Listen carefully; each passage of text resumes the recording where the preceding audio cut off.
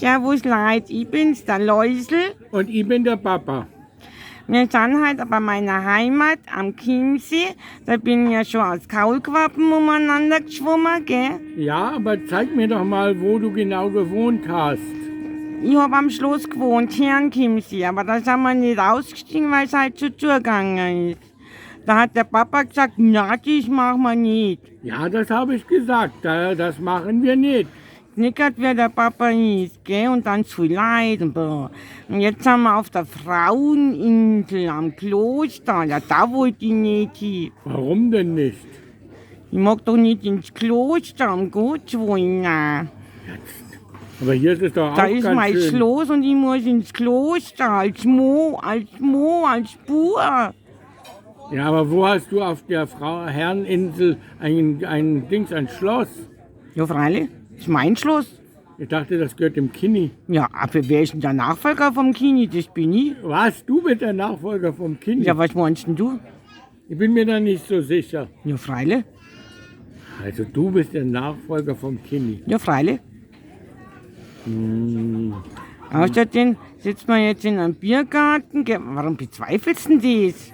Ja, weil ich den Kini ja kenne, der wohnt im Schloss Nymphenburg. Und der schaut nicht aus wie du.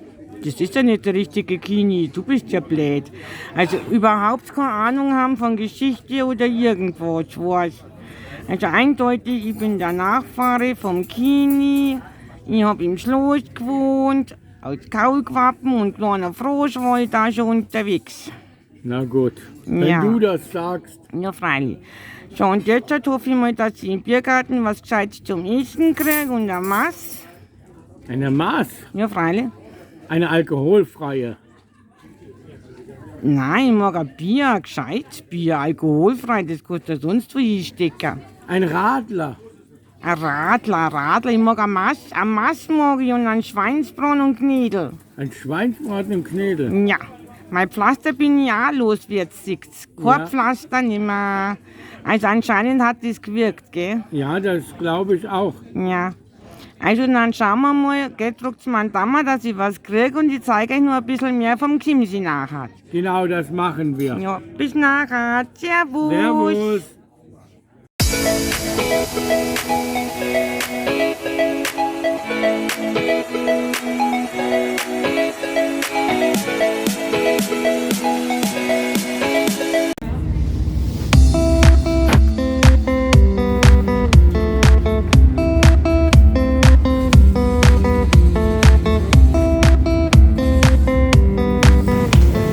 Ist das nicht schön? Das ist mein Chiemsee. Wir sind mit dem Schifferl unterwegs.